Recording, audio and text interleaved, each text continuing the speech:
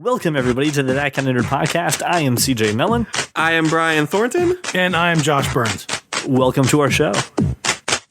Today's podcast is brought to you by Audible.com. Audible.com has over 180,000 choices for you for audiobooks on iPhone, Android, or even just a plain MP3 player.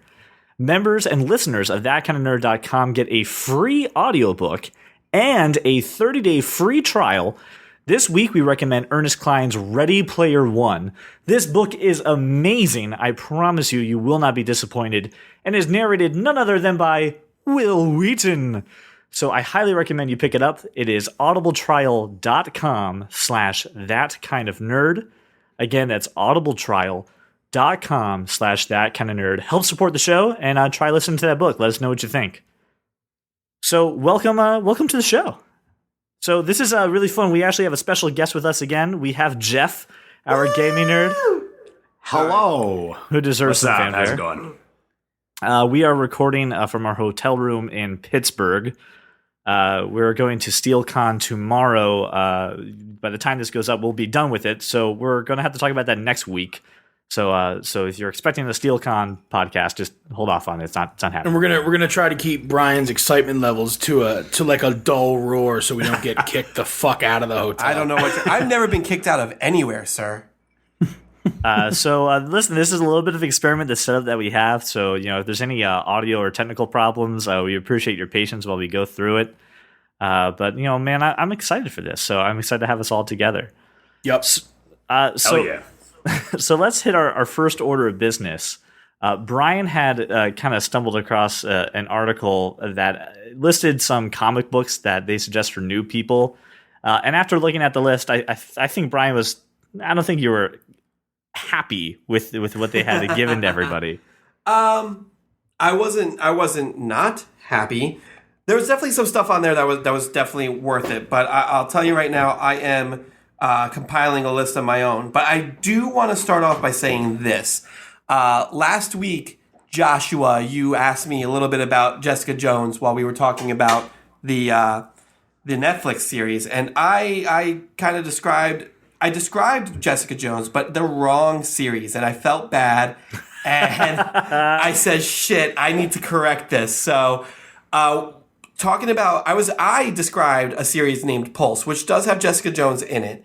But it came after this series, Alias. And Alias is primarily about Jessica Jones not being involved in the Daily Bugle or anything. It's her life after being a superhero, and she decides to become a private investigator. And she primarily deals with a lot of superhero hijinks and a lot of kind of locating lost. The Ant-Man's one of the characters that she needs to locate and stuff. It's a highly enjoyable read, and I can't believe I screwed it up last week, and I apologize to everybody who is out there. I would actually feel much better if I heard I am Brian Thornton and I was wrong last week. So here's the thing. I am completely okay with admitting that I'm wrong, unlike CJ. I will stand firmly by the fact that I fucked up, and I described the wrong series, and I have changed my thought process, unlike CJ. You're right. So hold on. No, that's an absolutely fair point. So I do want to say this. Brian, your error was rooted in fact, and mine was rooted in opinion. And Paul, I still haven't changed my mind. I'm sorry.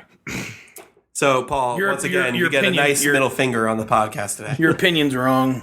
So Brian compiled a list of his own entry-level comics. So things that if you're not into comic books and you want to ask Brian the list of, hey, what should I read if I want to get into comics? Brian's done it for you because he gets the question a lot. And it's going to go along with our Comics 101 section. So head over to thatkindofnerd.com and check it out. But I want Brian to at least hit some of the main topics that he found in his research. So I have compiled a list. It's about 25 graphic novels that you, as a person who has never read a comic book before, can pick up, enjoy, and possibly read into further and further get into how much the universe is and how and develop the love that I have developed for it.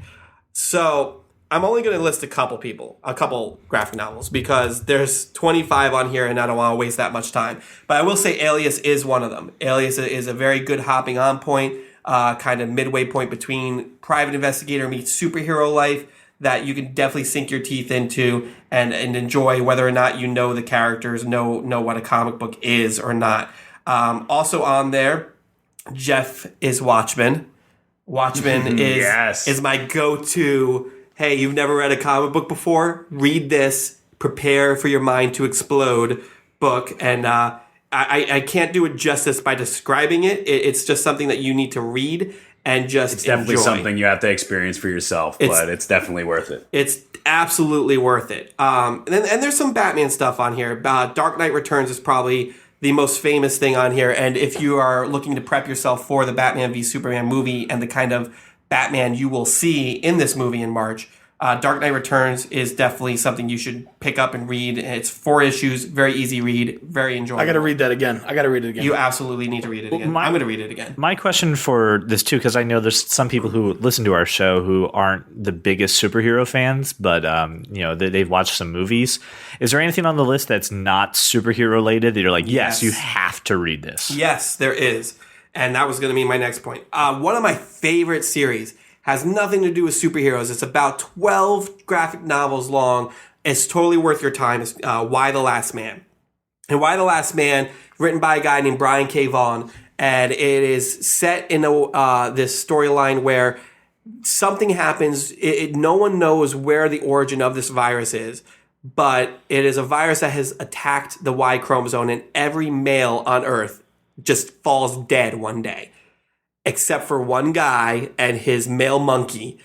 And it is a fantastic series. It is enjoyable. It is funny. And it really shows a completely different world, just completely run by women and how they deal with that and how they deal with having this one guy who possibly could be the savior of their people. So, Josh, my other question too is you've read a lot of comic books too. Is there anything that you want to make sure that people who are, getting into this section can go ahead and can kind of absorb and kind of, jump into? Same thing with you, Jeff, if you got anything too. Like most of the comic books I've read though are superhero. You know what I mean? So if I was gonna give one book to read, it would be the Wolverine saga. It's 4 graphic novels. Hey, that's funny. I have that on that book. I have that on the next list that I'm doing. But go ahead. It's a great series. Yeah, I mean that if it's just people that want a good story and don't necessarily read comic books, it's an easy read. And it's only 4 graphic novels. It's pretty short. But then if you like it and you're gonna get more into it, then I would tell you to read the entire Nightfall story arc. I don't know if it's been made into a graphic novel, but it's 3 graphic novels. 3. Okay, so that is probably my all-time favorite comic book story arc, other than Larson's Spider-Man, and that's the story that you see in The Dark Knight Rises, basically. And Jeff, what about you? I know that you also read a few comic books. Is there something that you started reading that was a transition for you? Again, sort of like Josh, it's more been about superheroes, but definitely. What impacted me was, like, you have Red Sun, which is, characters you already know. People know Superman and Batman, but these are completely different roles for those characters, which kind of gives you a cool perspective. I mean, I don't know. Ask CJ. He doesn't know what motivates Batman sometimes. Wow. Justice, CJ, justice! Jeez. But yeah, it's a different aspect on the characters, but very, very cool and a different perspective on the whole Superman vibe. As well as, I mean, I guess I could say 1602, but you kind of got to have some X-Men. You got to have some background to enjoy 1602. Right. Definitely. Yeah. But I will say this, in the Neil Gaiman vein, Sandman is on my list of you can pick up, read, enjoy. Fantastic. Yeah, I was going to say that too. If you want to read X-Men though, like House of M and the Dark Phoenix are pretty easy to read. Yeah. Yep. What I really hope that we can help our listeners understand is that we want to make sure that going into comics isn't scary. It isn't intimidating. It doesn't require an investment in a huge, gigantic library. The scariest part is dealing with a guy like me at the counter. Right. It's just... Well, now, I mean, I'll say this. There's...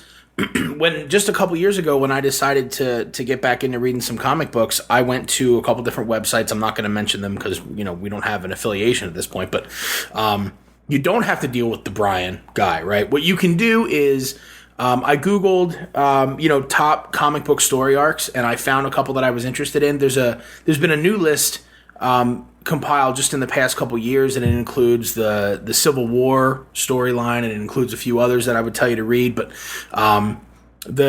you can go and just find the issues individually or the graphic novels at different sites. So we really want to get your feedback on the list that Brian's working on and all the other Comic 101 articles. So that way we can kind of understand and we can help craft and we can help guide you in your comic book experience. We want to be a resource for you guys that if you see the list of something on Brian, you're perplexed by it or you're confused by it, or we list a comic book series on the show and you just want more clarification, just ask us. We are more than happy to reach out to you and to have the conversation and help you pick the right issue, the right superhero, and kind of guide you through that. We want to help you in that process. So please don't be afraid to reach out to us. Absolutely. I did it for 7 years at a comic book store, so I have no problem. I love talking about this stuff, and it's not scary. It really isn't. If you find something that you love and someone you love, it's really easy to pick it up. Yeah, hit Brian up on Twitter so that he won't respond, and then you can hit me up, and I'll make sure that I get the response from him and tweet back to you. Right, so it's nice to actually see someone take a crack at somebody else that isn't me. I need Twitter lessons, so if someone wants to teach me how to tweet, I will tweet the shit. Brian doesn't know how to Twitter. You have 120 characters. What will you do with them? 140 or 140. I don't know what my story is. I don't know how to Dougie either. So CJ will teach me how to Dougie. I'll teach you how to Dougie. Someone else needs to teach me how to tweet. All right, so in the same vein of comic books, but movies and these things, these worlds colliding for you. Moving pictures. Sorry. Brian's had a little much to drink. That's not true at all. Brian had one too many Pepsis at dinner. Right, the sugar just gets right to me. It speaks to me. So we have also posted the amazing Deadpool trailers. That have officially become a part of the internet, and not a leaked Sony Handycam or a crappy cell phone version that was put online during a Comic-Con in San Diego. And holy crap, am I excited. So there's two things. ThatKindNerd.com has both the green band, which is the acceptable for all audiences, and the red band trailer. The red band is the not safe for work. I want to also stress that in the quote-unquote green band trailer, there's still a whole lot of fatalities. Yes. So I wouldn't say it's suitable for everybody. Don't be like, hey, Timmy, let's go see this movie. You should consumption not bring of Timmy to sing that my movie. 7-year-old son. It's not going to happen. But when we've heard about this movie, and we talked about it when we did our Comic-Con kind of wrap-up thing, that we were very excited. But now that we've seen it in its full HD quality, there's a couple things that I'm really excited for. The first thing is damn, do they get this character?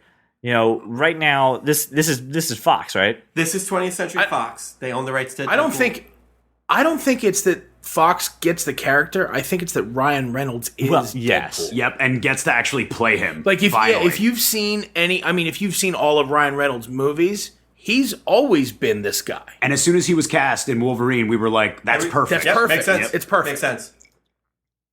What I'm saying is the team that's behind like the marketing program for this movie, and the team behind their social network interactions, they get it. They get what this character is. I'm pretty sure Ryan Reynolds is behind their social. Yeah, it's all Ryan Reynolds. I mean, it's just Ryan Reynolds tweeting. I'm pretty sure it's just Deadpool just tweeting out stuff. I'm subscribed to Ryan Reynolds' Twitter, and it's fantastic.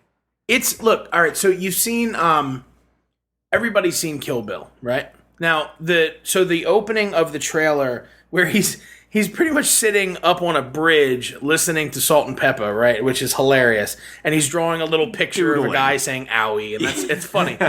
And then his cue goes, and he's got to jump off the bridge into this car. Reminded me of that Oren Ishii scene where she was all cartoony and she had to hit the guy in the limo. Oh, right. Right. So it reminded me very much of that. The level of hitman skill that he has, and just the amount of comedy with which he approaches his job, and the fact that he broke the fourth wall twice in the trailer. Yeah, in the trailer, yeah. Right, which was amazing. Yeah, it was very And cool. they make sense of the test footage too, which we all saw. Right. You know, everyone saw the test footage, and now you get to see it in action. Yeah. For those of you who don't know, Deadpool is the only character in comic book history who is self-aware that he is in a comic book and will break the fourth wall consistently and address you as a reader. I'm expecting he's going to address us as the viewers of this movie, and people are going to look at him and say, who the hell are you talking to? He'll just be like, don't worry about it, and he'll go back to killing people. Right. It's fantastic. It's a great little nuance to the character, and I can't wait to see this movie. What I really loved about this too was something that I always wish they had done in some kind of Spider-Man movie is the fact that his eyes are animated, that part is moving. So it's not just a actual rubber mask. You're getting some CGI work in there that's adding some layers of expression to him, which in Spider-Man in his comic book and in the cartoon series really helps bring that character to life. And when you get to the movies, they always kind of seem stagnant. Deadpan. And you just see the jaw moving like, well, that looks stupid. And I mean, it's rooted in the reality of the fact that if I made a mask, it'd be that way. And then you have to rely on the actor to be really good at bobbing his head to emote. Right. It's what he's normally feeling. like the stunt double. It's usually not the actual actor. The stunt double's like, I thought you were probably wrong in mugging this person, and and for those of you who can't see me, I'm bobbing my head vigorously right now. I wish you just wouldn't talk about like the background stuff and the stuff that adds layers of whatever and the movie magic, because you just ruin it for me. I want to see it and not think about what goes into it. And every time I see it now, I think, oh, CJ's going to comment about this shit. And now I have to listen. It's going to be ruined for me. I'm sorry, but that's why I'm here. Just to ruin You and your day. damn movie magic. I like to see how the sausage is made. I don't just want to just take it for what I it is. want to make the sausages. I don't want to just watch the sausages. It's mysticism. That's all. And you the need. really cool thing is, the trailer wasn't all just about it wasn't just about Ryan Reynolds. It was about the supportive cast, and it was about the cast of characters that you're going to see. Mm-hmm. And man, am I excited to see what kind of ensemble they've put together for this movie. It's about him not wanting an animated or green suit. Yes. Them taking a shot at Green Lantern was Just- very that was appreciated. fantastic. Yes, It was yes. great.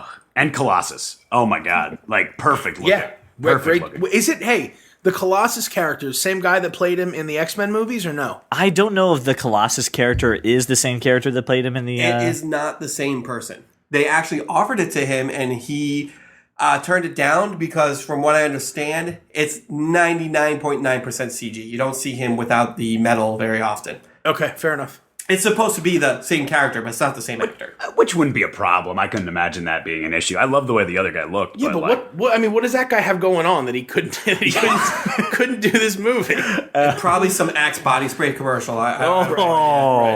I'm sure he's in the Twilight reboot when you get it is from that a Edward plug? Saga. They're rebooting that? I'm just making What- that where- up. I know what he's talking about. He uses like a can and a half in that commercial. Yeah. a can and a half. Inside joke that no one understands. And we Oh, people will get it, hopefully. Some people. If not, If you Derek ever comedy. watch Derek comedy, you know exactly what we're talking about. And thank you, Donald Glover. I still believe you'd be a fantastic Spider-Man. Oh, don't even. What? I think Donald Glover for Spider-Man was a great campaign. No, you're just going to open up a horrible can of worms. Could it Worms everywhere. Could it be worse than my Batman can of worms? Oh my god. Yeah, I gotta well, tell you though, listen, I'm pretty sure that any can of worms is a bad can of worms. listen, your Batman can of worms was, hey, I have a differing opinion, and hey, someone called me out on that differing opinion that I'm a hypocrite, but I'm not gonna change my mind. Fuck that person. That was your Batman opinion. I wonder how many episodes we can go through until this doesn't become a thing anymore. Never. It's What are we at now? It's 18? just listen. It's just like the. I put the over under at 118. Listen, it's just like the cat to male ratio in my home is extremely I low. forgive you, CJ. It's cool. I'm sorry. It's just like the cat to male ratio in your house being extremely low. It's never going to So it's die. a math equation. Right. It is a math equation. Right. So eventually, there's a proof. I can find something that will definitively make that happen for me. Oh, What, well. the cat to male ratio? No, has to be low? my opinion being. I mean, you validated just need to again. get one cat, and the cat to male ratio will still be okay. But if you get two, you're screwed. That sounds about right. As we're talking about comic book movies and just movies in general, something that's getting a lot of traffic recently is the Justice League movie that never was. And some people might know a little bit about it. There is somebody who is making a documentary about George Miller's Justice League Mortal movie. And if you just Google it, you'll find a whole bunch of videos. You'll find the cast list and everything. And really what it boils down to is they had a script, and it was a solid script, and they actually casted the entire movie. And you had Adam Brody from like the OC as Barry Allen Flash, and Armie Hammer, who is the Lone Ranger and Man from U.N.C.L.E. now. And the Winklevoss twins. He was going to be Batman. You had Common cast as a John Stewart Green Lantern. Everybody was cast for this movie, and we were ready. They were ready to shoot. They were in Australia, ready to go, and then the writer's strike happened. And after the writer's strike, I guess Warner Brothers made a decision to not move ahead with this movie. So it's been getting a lot of press, a lot of traffic because the documentary "Death of Superman Lives" just recently came out, which C.J. Washington said was Oh God! fantastic. So let me just real quick before we get into this. This happens a lot in Hollywood. There's a lot of movies, just in general. It doesn't have to be superheroes that always die in development. They get certain parts of it, and then they just wither and die. And I mean, it's just part of the Hollywood machine. The documentary that Brian is talking about is called "The Death of Superman Lives." What would have happened? And this is going to sound crazy, and I just bear with me here. It is a 1990s Tim Burton directed Superman movie starring none other than Nicolas Cage. Scratching at the door. I'm a vampire. Before we go off the oh my God, Nicolas Cage, are you freaking kidding me? A Superman deal? There's two things to this. There is no one more connected to Superman than Nicolas Cage. Absolutely. I mean, he even named his son Kal-El. Yeah, he's that intense of a fan. So it's great. Now the documentary goes into what happened because Kevin Smith had actually wrote a version of the screenplay. He wrote the initial run of the screenplay, and as I'm sure you know, CJ, like scripts go through 3, 4, 5 different writers, sometimes different iterations. But he was approached to do the initial iteration, and I haven't watched this movie yet, but I really want to watch it because I've seen Kevin Smith talk about the script that he put together and his experience working on it. And it's a really interesting tale. It gives you a little bit of a behind the scenes that Josh really hates. Apparently.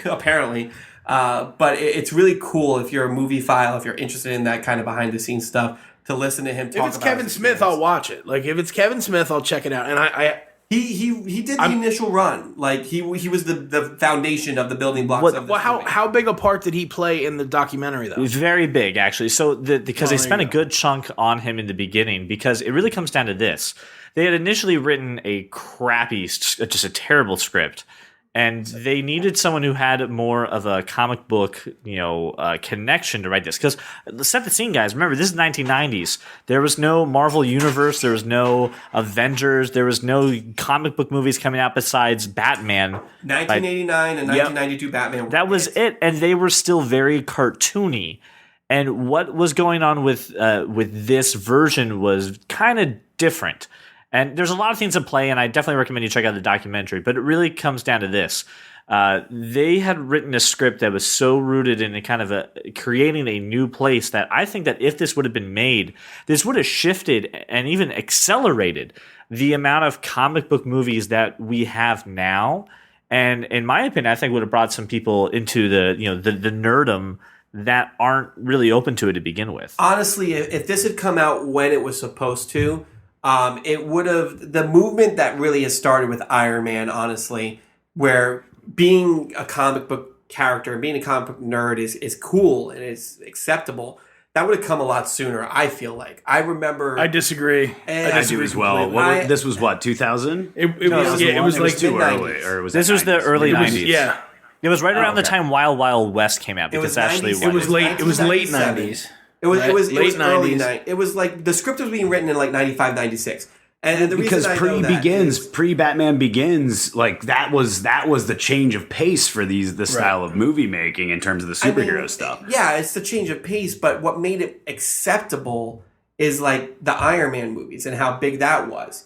I think this would have been just as big. I think DC or Warner Brothers would have been able to build a universe much earlier. I disagree completely. I think if you look at the things that were going on in the mid to late 90s, the kind of movies that were coming out, I don't think all the superhero movies that we were seeing were hokey and stupid, and then couple that with, look, as committed or connected as you think Nick Cage might be to Superman, man, he would have been a dog shit Superman. I'll counter this is that they really go into this in the documentary. The way that they're approaching Superman was a little different. And I think at the end of the documentary... It would kind of have to be different if it were Nick Cage. This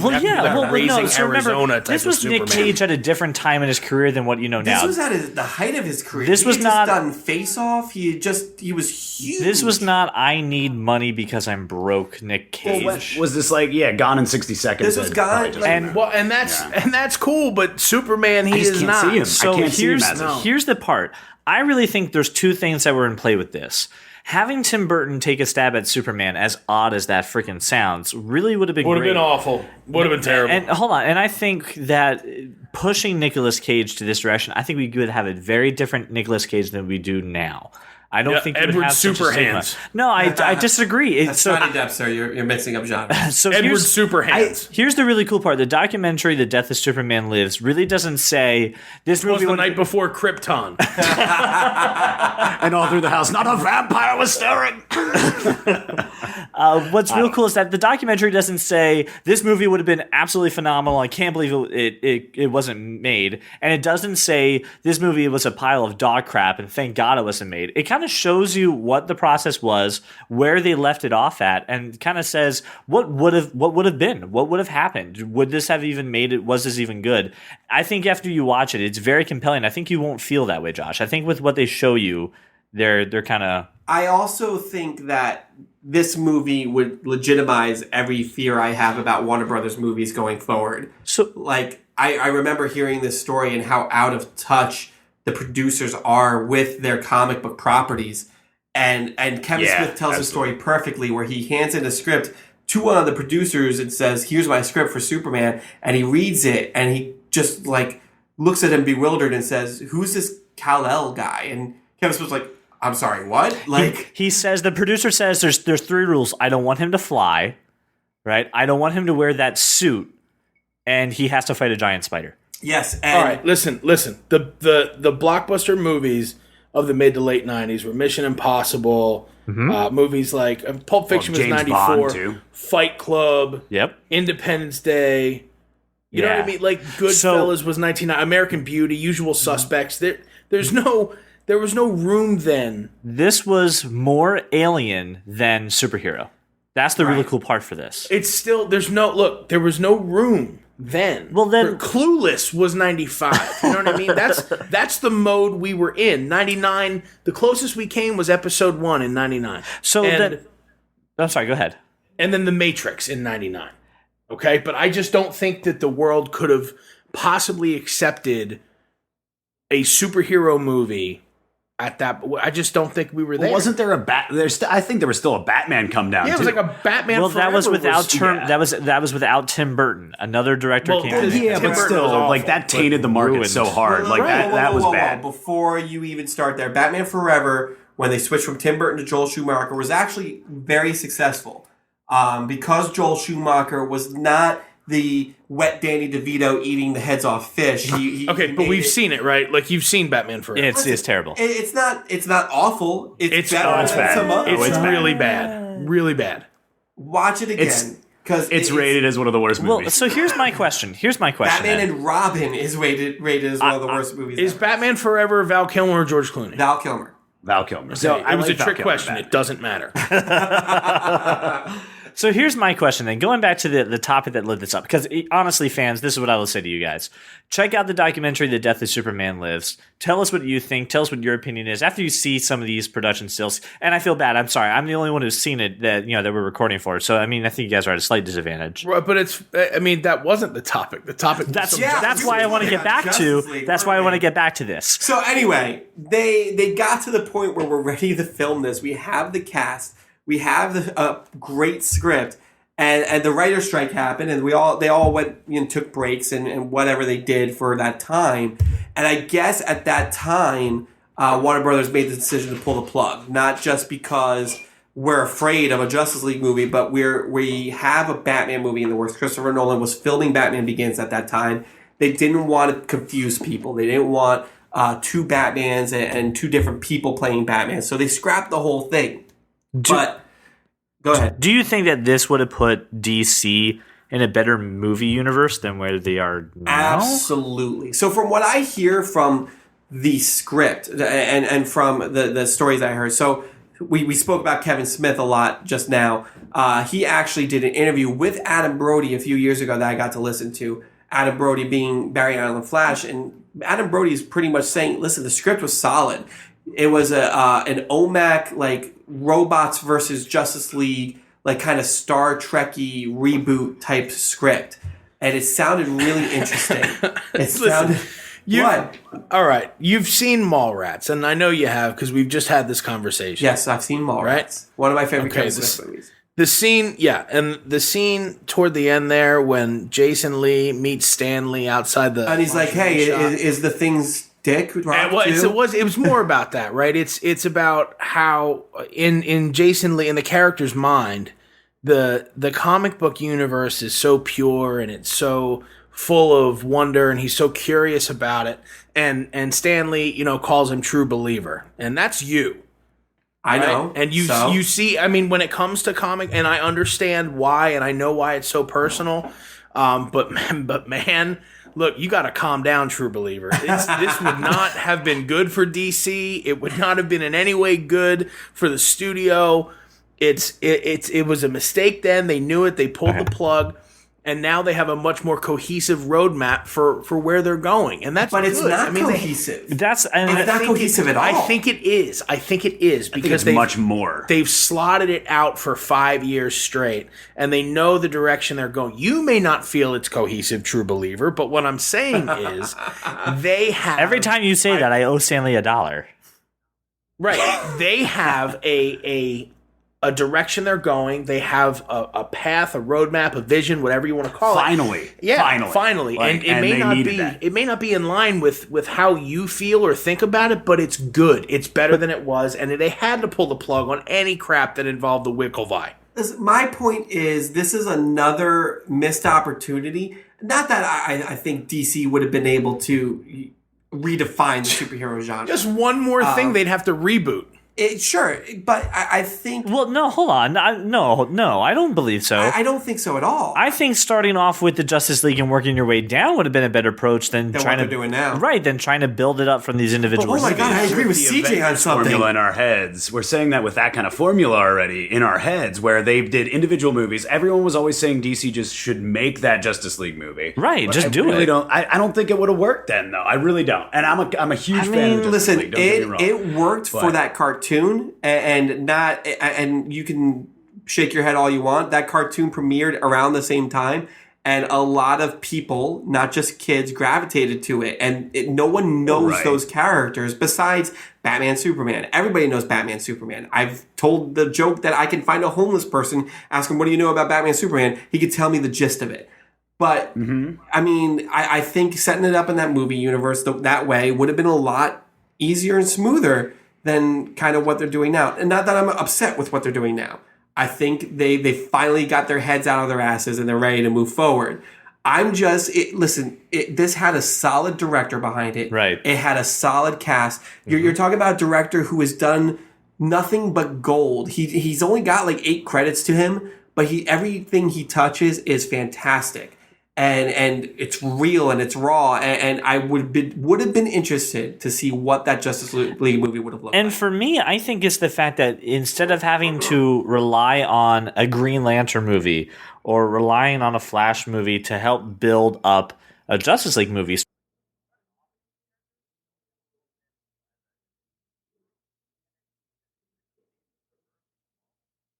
I think that would have been interesting as a film There viewer's was no perspective. Marvel formula then. You know what I mean? Like it was still kind of like Marvel was still testing the In waters with that when they 2007? started it. This movie was like 2006, 2007. Marvel hadn't they built were the formula still yet. testing it, to a certain degree. Iron Man came out in right? 2008, so it wasn't established. And Iron Man, when they did Iron Man, this idea of let's build up to Avengers movie was not on the plate at all. Right. They thought it would be funny to have Samuel L. Jackson show up on set one day and do this cameo, and oh hey, it's something cool for the fans, and it exploded, and it was one of the top grossing movies of all time. It built what we now know as the Marvel Universe, but it was never intended to be that. Sure, right? Yes, absolutely.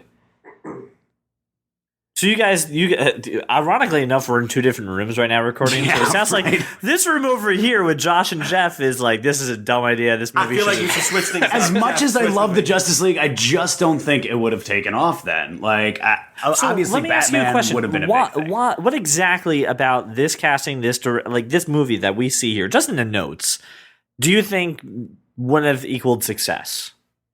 Just what's the quantifiable thing, or what's the X factor that they're missing that would have done it? When did The Social Network come out? 08? 2009, Later 2010? than 08. It was after Right. 08. Right. Hold on, So hold on, what do we fans. know about Armie Hammer in 07, right? I don't think you have enough horsepower. Wait, hold on. Whoa. Just Are you stop, throwing just the stop. unknown actor thing at me after I threw that at you the other week and you threw that right back in my face? No. Come What? on. Listen, I'm not gonna take Joshua part. I A. wasn't there. Burns, and I don't know if your middle name begins with an A. I'm just going to go with it. They had Common. Common is huge, okay? He was in that crappy X-Men movie. Which X-Men movie? Wasn't he in Origins of No. Wolverine? No, not Common. You're thinking of, that's the guy from Black Eyed Peas. I can't remember Oh, his Will name. I Am. You're right. I'm sorry. Will I Am, yes. My apologies. He doesn't have an actual name. does not. He's like an initial in the middle of his name. I think when you're doing an ensemble cast like that, you have to go with unknown actors. It's essential. Just because you can't have any one big guy fighting for screen time with everyone. I'm sorry. I robbed you of your opportunity to speak. I apologize. Go ahead. What was that factor that made this movie just a no-go, that you're glad that it died in development hell? Well, I mean, I heard Armie Hammer and I passed. Just right off the bat? You were okay with Yeah. the Man from U.N.C.L.E. and a couple other movies we just talked about. I last was week. because he's been established since, you know what I mean? Like in 2007, who was he? I mean, there was the Lone Ranger, which isn't that great. what did he? That was after 07. Yes, it What did was. he? What had? What was he Henry done? Cavill in before Superman? Name one movie Henry What? Cavill was in before I Superman. have no idea. Right, because he But was he's an Superman. unknown But he actor. looks like Superman. Right. So what? So oh my god, Batman is a cowl. Batman is not. anyone can play Batman. Isn't that the whole argument But I just had everyone like a can't couple play weeks ago? Bruce Wayne. No. Those were your no. exact words, that anyone could play Batman. Anyone can play Batman. Did you say that? But Yes, not he anyone did. can play Bruce Wayne. Thank you, Josh. Oh come on! But No. well, it's a good thing Bruce Wayne doesn't show up in the Justice League. Then it's Like primarily Batman. I buy Michael Keaton as Batman, but not as Bruce Wayne. That's and I that's the buy main Val problem with Kilmer that as movie. Bruce Wayne, I but not believe as that Batman. too. But hold on, And hold George on, hold Clooney. on. So your argument is it just Arnie Hamel? Like, is that it? No, when you guys started talking about it, I shut off because I don't give a shit. And now I'm just poking. What you started talking about a Justice League movie a decade ago, and I went. This morning when I woke up, I had 12 fucks about this movie, and when I go to bed, I'm gonna have a dozen, and I've given none today about this movie. So Jeff, what for this for you where you were like, oh yeah, that's okay. I'm not. All I'm right, not my missing this takeaways movie at from all. the Justice League, right? I mean, this whole thing I would have gone to see. I would have probably loved it if it would have happened, right? But the key thing for me is it didn't. And Marvel took off first, and they got stuck in the development hell and still were in development hell through up through basically, after Nolan's Batman up through Iron Man, 2 or 3. There was nothing. Green Lantern was its own deal, which sucked. Like, it hurt DC so much to just, like, stagnate for so long, and Marvel just skyrocketed. So, I mean, would it have been cool? Maybe. I don't know if I can speculate. Yeah, I don't see it. Well, I mean, now you have to wait like 2-3 years for a Justice League movie. I'm fine with that. And by then, it'll be well Marvel's developed so With the far plan. ahead. This is with the plan. Like, at I that feel like point- they have a lot more Wait, plan. but there was a plan for this movie. There was. Oh, wait. I see what you're saying. Hold on, wait. I think I get what you're saying. There's a plan, but the plan might be shit, right? It might not be any good, right, Brian? Might be crappy. crappy plan. Listen. I don't know. That's I've kind never of read what the that's kind of script. what you said though when I said about DC's plan. It's kind of what you said. So let This me ask this plan? question: is the Infinity War going to be crappy? No, absolutely not. I know it's going to be amazing, right? gonna be- Because Marvel's got this great plan. I'm gonna cry in the theater because it's gonna be Listen. amazing. DC, you have to stop shitting on DC. DC's I'm no, plan I was actually is- just saying this. No, this would have been a crappy DC movie because they had no like long-term development behind it. It was going to be a standalone thing. Yes, right? which is stupid. We can agree that most of the standalone stuff we've seen has been stupid. No, My point is, what Iron Man did for the superhero movement, this movie could have done just 3 years prior. You're out of your mind. I'm saying That was could have. one focus, though. Out of your mind, Listen, and I say it because they didn't have a Robert Downey Jr. type. You know what I mean? They didn't have someone with that level of gravitas. You know what I mean? They don't have anybody. My point is, it's one of those what ifs. It's one of those, if this came out, what would our movie universe look like? That's all I'm saying. The good news for everybody, too, and the reason I brought up the death of Superman, the reason why we went off a tangent, tying this together, is there's actually going to be a documentary made about this movie as well. So they're going to go ahead and they're going to look at the same thing that they did with The Death of Superman Lives. They're going to show the production stills. They're going to talk about the casting. They're going to talk to costumes. They're going to talk to the cast that is actually available. Nick Cage declined to be interviewed for The Death of Superman Lives. And they're going to kind of show it. So I think and again, I put everyone here at the unfair advantage because we hadn't seen the documentary yet.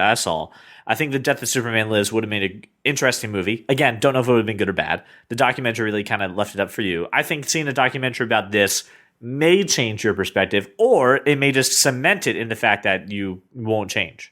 I hope that every studio makes a documentary about every movie that they trashed. God, could that not happen? That's just called... I hope that every studio, like, think about, like, watching Entourage, right? How many scripts did they throw in the garbage? I hope that every studio makes a movie about every script that got thrown in the garbage. All the failed Punisher Thomas Yeah, Jane that way we can all say. That way we can all say, how awesome would this have been? Listen. And the truth is, it wouldn't have been. No, you know listen. why? Studio executives are smart. The reason that we see that's not true. They're smart, CJ. They're absolutely smart. They can't be.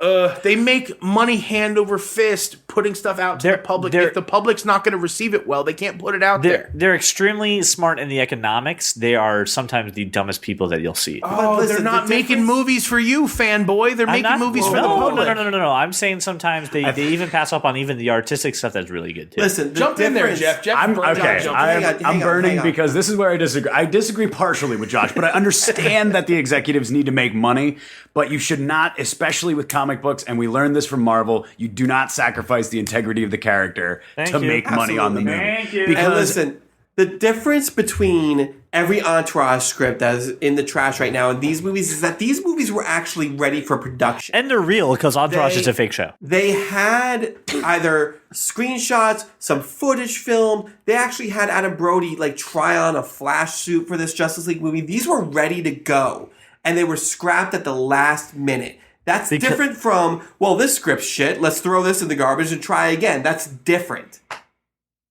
I don't know.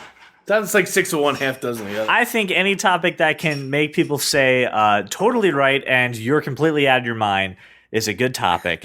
And I'm excited to hear the fact that this documentary is coming out. And Josh, I would encourage you to sit down and watch it with me. We can throw popcorn at each other. This is just yet another thing that Ryan's going to be like, I agree with CJ, not with Josh. Like, I'm just going to have to hear about this in the group chat on like Monday night. This is just going to happen all over again. Well, I was there with you up until the end. I was right there. I think you just got outvoted. That's 3-1. No, you're the man. Hey. It's like 2.75. Josh decided to take an actual position and we don't agree with it. Okay, well, that's what I'm here for. I'm here so it's not just a circle jerk. There's somebody in opposition. There's a dissenting opinion. All right, so let's move on to our next topic. There was a list of trailers that we had come across, and what you've noticed on the That Kind of Nerd website is that we post the trailers that are coming out for the month that's coming up. So there's a lot of things that are coming up in the future that we still haven't posted on, but we found some trailers that are coming out, and there was one in particular that got us really excited. And you guys were talking about it at dinner today, and I had to tell you to shut up so we could go ahead and save it for the show. He always ruins our best conversations. I really do. It's what I do. Yeah, I do it for you, listener. He does the Chris Pratt to the Raptors. Just stop. Listen, listener. Every time I want to talk about don't you give me any shit, Blue. So listen, listener, I care about you. Yes, you, walking around your neighborhood or driving in your car. I want you to hear great conversations coming out of these fantastic brains and the mashed potatoes that is mine. And I saved the great topics for right now, so this way we don't spoil it. So there was a trailer that came out that featured the fantastic Johnny Depp called Black Mass. And I just kind of want to take a moment to talk about it because this seemed very fascinating. The subject matter was great. Josh, you had a lot to say about this. Can you kind of like set this up a little bit and kind of tell me what this is all about? Yeah, Black Mass is sort of a biopic of Whitey Bulger, who is a Boston gangster.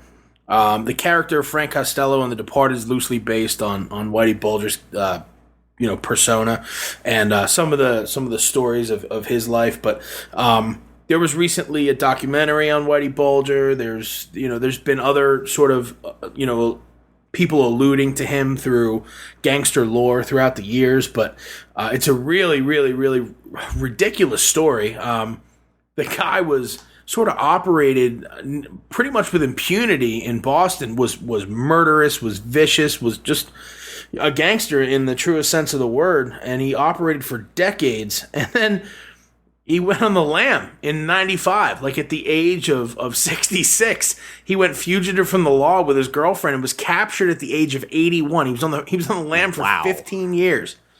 Yeah, so Black Mass is the story of, I'm assuming, I saw the trailer, but you don't know all the details. I'm assuming it's sort of his rise and fall.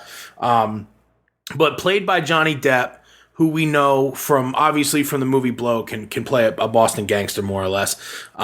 He's got the accent down and he can do that. He can do that bit. But it's a great story, and like I said, Frank Costello in The Departed is a Scorsese film, and if you're not a fan or if you haven't seen The Departed, you need to watch it. That movie. You need to watch it on repeat, like 3 times, just if only for the soundtrack and everything that made it a great movie. But Jack Nicholson played this character who operates with impunity, and because he's allegedly he's an informant in the movie, right? And that's the Whitey Bulger story. Is when it all came to light, he was outed as an FBI informant, and he denied it throughout his trial. I mean, he still denies that he was ever an informant, and that's why this movie is so interesting. And it has a ridiculous cast, including Benedict Cumberbatch. It has Joel Edgerton in it, and it has Juno Temple, Kevin Bacon, Adam Scott. Peter Sarsgaard's in it. So I mean, it's really a ridiculously good cast, and I'm very much looking forward to this movie. So this is a departure from the comic book things that we've kind of been talking about. Rooted in reality, but the same part has a kind of mystery to it. What's the truth? What's actually fact? And it looks so damn interesting. But you saw the trailer, right? It sort of had a Goodfellas. It had a Scorsese feel, even though it's not. It had that Departed feel to it. Right. I think, and knowing, I mean, Johnny Depp, I mean, he's gotten involved in some knucklehead stuff. I cite The Lone Ranger. Army Hammer, curse you! But the thing about Johnny Depp, poor Army Hammer, he's getting hit today. No matter what, I will see Man of Uncle. Don't worry. No matter what project Johnny Depp undertakes, he's one of those actors that's serious business. He always gets into the character. He always does an amazing job. Adaptable. And it doesn't matter what role it is. He's always phenomenal, even if you don't like the character, even if it's a Tim Burton film. It's God, you hate on Tim Burton so much. It's funny because I was having this exact discussion at work the other day, convincing one of our coworkers that, listen, you may only like half of the movies Johnny Depp is in, but he's always good in every movie. He is, and he takes on the character. I'm going to cite Crybaby as the exception to that goddamn rule. No, that is one of he is awful. He is awful in that movie. That movie is awful. Everything about that from start to Crybaby. Really, you like Crybaby? Crybaby is cool. It's cool. Yeah, look, I don't cite Crybaby obviously as sort of the rule for me is his portrayal of Captain Jack Sparrow. How he got into that role, and then obviously the charity work he's done as that character. That's after insane. the fact. Fantastic. And no, I know it is fantastic, but if he can play that character as well as he did, and obviously the Edward Scissorhands, and keep bringing new stuff to Jack Sparrow every single movie. There's something different. Matter. It's not the same crap over and over and over. There's some nuance. There's some new thing. There's a new wrinkle. So I have a feeling like this is going to be, and I don't want to, but like the Donnie Brasco, he's not going to be Donnie Brasco. He's a boss. He's not an undercover cop or a low rent gangster. He's a boss. In a dangerous time, in a dangerous city with all kinds of other social stuff going on around him. So this movie, I think, is going to be awesome, and I think he's going to do an amazing job as Whitey Bulger. We really wanted to bring this to you, the listener, your attention, because we think this movie is actually going to be kind of big. Comes out the weekend after my birthday, by the way. Oh my gosh, for real? We're totally going to go see it for my birthday weekend. Which is when? Oh my God. My birthday or the movie? Yes. Your birthday, your social security number, and your mother's maiden name. My birthday is September 16th, 1986, ladies. I enjoy long walks on the beach and comic books, obviously. The movie comes out September 18th. The cat-to-male ratio in his apartment is very low. So low. Can we just say purr? It's barely noticeable. As a matter of fact, I barely see any cats. I don't even think he has any cats. I did not bring any cats with me to the hotel, by the way. There are no cats following. They're all in dorms. They're in the cat dorms downstairs. But Black Mass comes out September 18th. I will be at the theater, probably opening day. We're going to post the trailer on That Kind of Nerd, so that way you guys can go ahead and see this. We really just think this movie is great. And we know that some people, you guys aren't into superheroes and comic books, and I thought we'd just give it a little palate cleanser in there. So that way, yeah, it feels delicious, right? CJ served up in a moose-bouche for everybody. Smell the coffee grounds and pass. Smell the coffee grounds and pass. So anyway, I thought it was important just to kind of break it a little bit up. So if you're not a huge comic book fan, you have something to say. I got something out of this episode. So I really want to take that. And Jeff, real quick, because I got you here. You're the gaming nerd. You're coming with us to Steel City Con. Yeah. Guys, I know you wanted to talk about some of the gaming news that had come down the pipe, but I definitely want to make sure we get the platform because I know some of you are some gamers out there. It's important that you kind of know what's going on. So what's been going on right now in the gaming world? All right, so last week was Gamescom. I'm going to be writing a more in-depth article on it for this podcast just because, I want to quicken it. We're just going to tackle Blizzard. They just announced a huge reveal at Gamescom, which is World of Warcraft's new expansion called Legion. It has a whole lot of new content, whole lot of cool stuff going on for Warcraft players. Also, new StarCraft 2 expansion trailer coming out soon, Legacy of the Void. And more to come with that. And like I said, I'll post more stuff about Xbox and Microsoft in this coming week from all the stuff at Gamescom.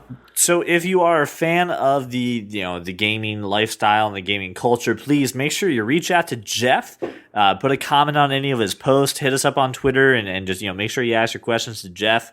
We'll definitely make sure that we can get the gaming world out there, and that way you can stay informed, but also you can kind of get a fresh perspective, because I know a lot of websites out there, they review gaming things, and they review movies, but I think what's great about our site is that we're not cookie cutters. As you can obviously tell, we have very different opinions when it comes to things. So I want to make sure that if you're into that, you can actually go ahead and get some perspective. So thank you, Jeff. With everyone. We have at least 4 different opinions on things. Sometimes I have multiple opinions on one topic. That sounds about right. Yeah, that sounds about right. Wait, Hulk could be Thor? No, wait. Brian says differently. Thor could totally win. I'm just saying that asshole. Having Hulk lift the hammer because he's so strong. We're not bringing this up again. It's dead.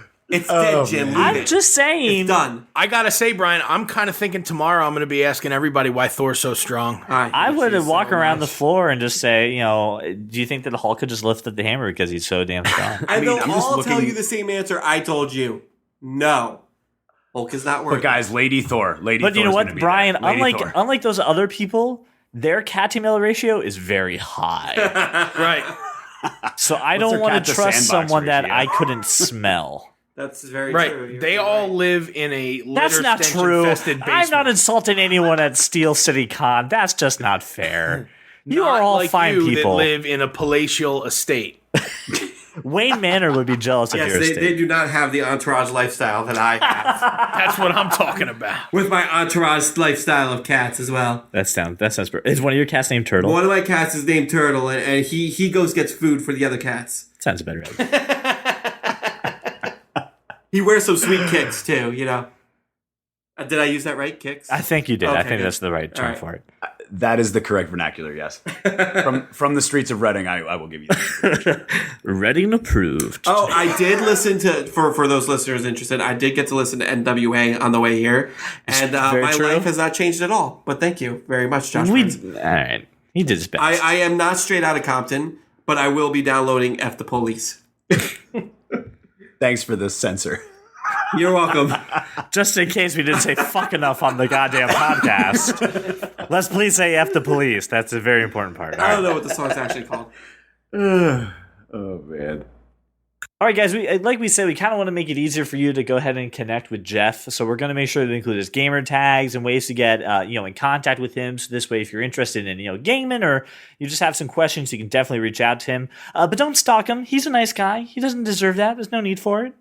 There's a slight lead, but he's a nice guy. So be kind to him. Jeff is a mediocre guy at best. Oh, I'm sorry. that's just mean. He is wow. mediocre. Wow. I don't want no mediocre, but you wouldn't know that reference. Listen, I don't want no scrubs Solid either. work, Jeff. But That is solid work. All right. CJ and Brian are both like, I don't. What do you We mean don't get you it. don't want no mediocre? I don't know what you're talking about, Tip. is that some sort of rap thing? I'm confused. What are you saying, T.I.? I don't understand. Let's see it. T.I. is a rap guy. That's a right? rap. That's a rapper. That's a rapper. Okay. Not like the thing on your candy bar. He is a guy who does. What about the thing I wrap my presents No, with? not that it's either. not a No, okay. no, not the same All thing. right. So listen, as you guys may have noticed at the top of the show, we actually have a sponsor. So I really want to thank Audible for taking a chance on us. But guys, it's in your hands to help support the podcast. So I just want to remind you, I recommend you listen to Audible's version of Ready Player One by Ernest Cline, narrated by Will Wheaton. The website's simple. It is audibletrial.com/thatkindofnerd. Again, that's audibletrial. Don't forget the trial.com/thatkindofnerd. So help support the podcast so that we can go ahead and keep it free. We can bring you more episodes and keep it in there. Also, we're looking for anyone who's interested in sharing their story about their nerd life. Anyone who's done something interested in pursuing their passions that happens to focus around nerdy things, not necessarily the mainstream. So YouTube, cosplay, acting, comics, writing, anything like that. Reach out to us. We want to make sure that we can give you an opportunity to get your message out to the world. So just email us at podcast@thatkindofnerd.com. Just make sure that you have a platform to tell your story and to tell your tale. So we definitely want to make sure we hear from you. So thank you for anyone who's interested in reaching out to us, and I can't wait to share your story with the world. So thank you again, guys, for making us your walk around the neighborhood or your drive to work. We can't thank you enough for letting us come into your ears for a good hour and bouncing around your brain.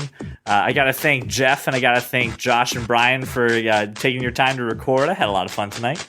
Yeah, it was all right. Yeah, all right. That's a glowing endorsement. I have to be sitting right next to you. It's a little awkward. All right. Well, thank you very much for your time, guys, and keep listening to That Kind of Nerd Podcast.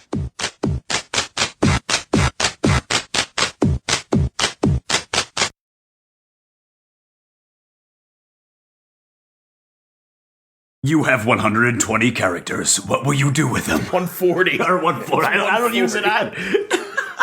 Justice, CJ, justice. Oh, CJ's gonna comment about this shit. Now I have to listen. And it's gonna be ruined for me.